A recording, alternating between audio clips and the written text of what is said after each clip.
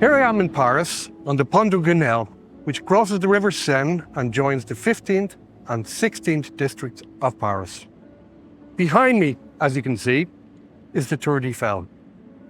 Built by the French engineer Gustave Eiffel for the World Fair of 1889, it took 2 years, 2 months and 5 days to complete. It was finally inaugurated on the 31st of March of that year. But it's not the reason we're here today. We're here for something else.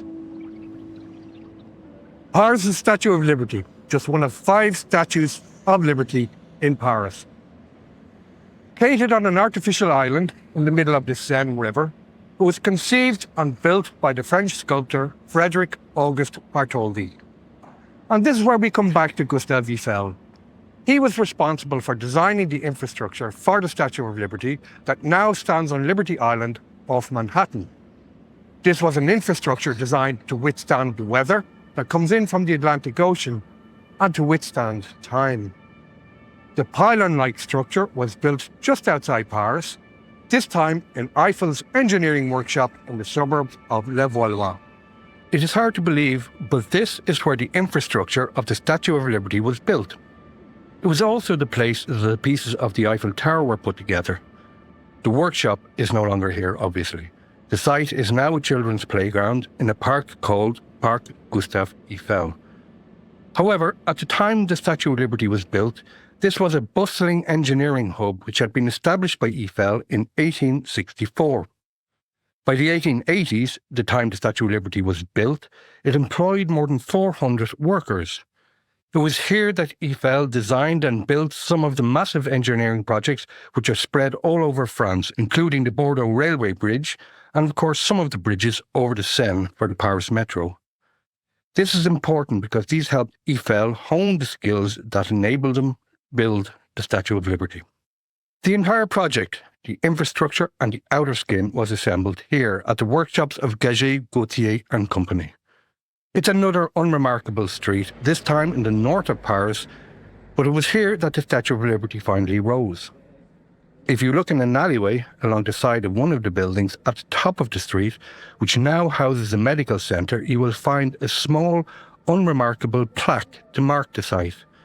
Installed in 1960, it reads, "This commemorative plaque, donated by Mr. Milt Forrest on behalf of the American people, was inaugurated on May the 23rd, 1960, under the patronage of His Excellency, the Ambassador of the United States of America in France. Here," the plaque says, "is the birthplace of the Statue of Liberty." As you can see, we are now approaching Liberty Island off Manhattan in New York City. Liberty, a gift from the people of France to America to mark the centenary of American independence, was designed by French sculptor Frédéric Auguste Bartholdi. Bartholdi in turn was inspired by French poet Victor Hugo, among others, who had visited his workshops in Paris in 1884. Bartholdi later sent Hugo a plaque in beaten copper, which can be found at the Statue of Liberty to commemorate that visit. The statue itself is 46 metres tall, or 151 feet and 1 inch. From ground level to torch, that is including the stand, is 93 metres tall, or 505 feet and 1 inch.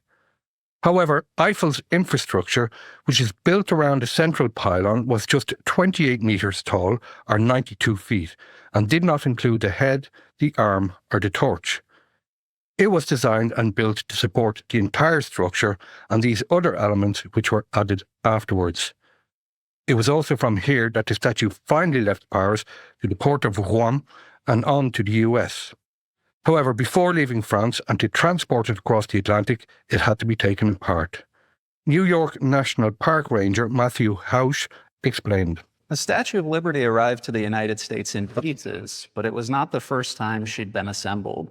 She was actually assembled for the first time in workshops on the outskirts of Paris.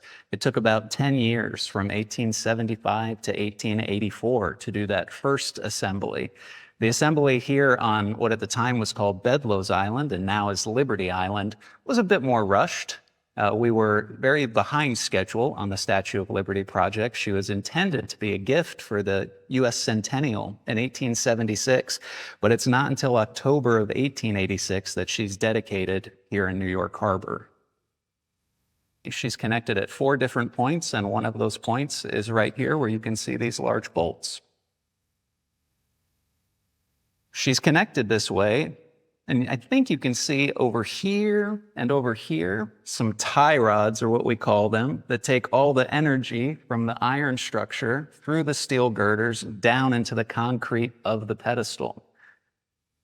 The ingenious thing about Eiffel and Company's design here at the Statue of Liberty is that she's able to withstand the stress of wind in New York Harbor. How does she do that? By transferring the tension and the stress from all of that wind through these girders, down through those tie rods into the concrete of the pedestal.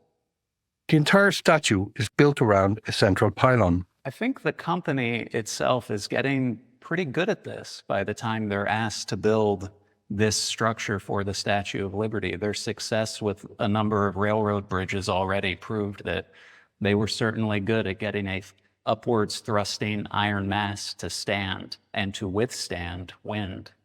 You're looking at where it actually connects onto the top of the girders that we were just seeing below, right here. The original structure was made of iron. The iron pylon and the secondary iron support system that Eiffel and Company designed is made of iron. Here inside the statue, it's this light cream-colored paint that shows you what is made of iron. Eiffel must have learned a lot here that he was able to apply to the Eiffel Tower. The central pylon of 92 feet was the primary support structure of the statue's interior. The pylon serves as the central attachment point for a lightweight trusswork of complex asymmetrical girders which forms the statue's supporting structure. The structure holds the copper skin in place but had to be designed to withstand the climate of New York Harbor. It is here inside the statue that you can see that her copper envelope, if you will, is hanging off of iron. But Eiffel and his company were concerned about expansion. Metal is going to expand when it gets warm. It's going to contract when it gets cold. The statue is going to be here in the middle of New York Harbor. So to account for flexibility and expansion, Eiffel and his company designed a system to allow for just that. There is a stairs running through the central pylon that was added 2 years after the statue was finalized. In all, it consists of 354 steps to reach the crown from the ground.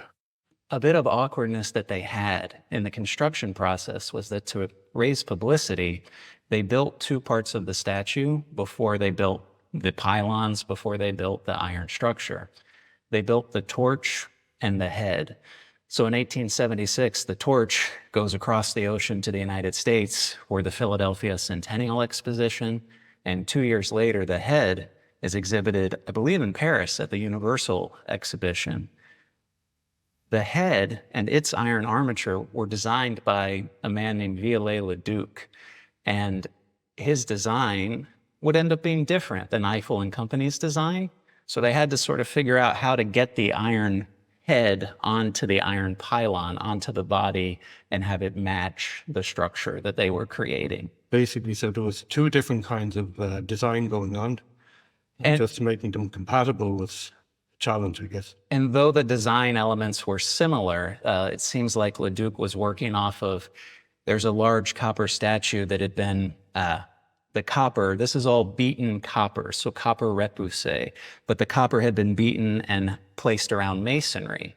This was new, this was different. So by the time Eiffel and Company had this idea, some of the original ideas of how to support, of how to scaffold the iron, we're not quite where we were with Eiffel and his technological prowess. Inside the base of the Statue of Liberty, a brass plaque with a poem, The New Colossus by Emma Lazarus, is stuck to a wall. It famously reads, "Give me your tired, your poor, your huddled masses, yearning to breathe free, the wretched refuse of your teeming shore. Send these, the homeless, tempest-tossed to me. I lift my lamp beside the golden door." This, along with the engineering achievements, is Eiffel's legacy.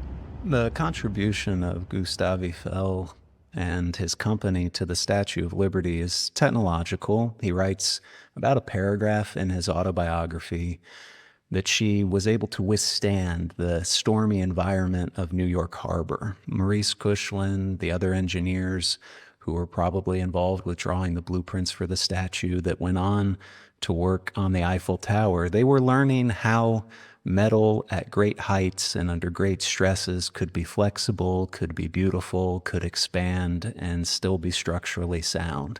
That's the technological achievement. To me, the most important contribution is to the ideals of liberty, to the ideals of two sister republics looking across the Atlantic Ocean and saying, we are going to support this idea, not just with our words, but with our art, with the monuments that we create as well. Without the contributions of Eiffel and his company, those ideals could not stand.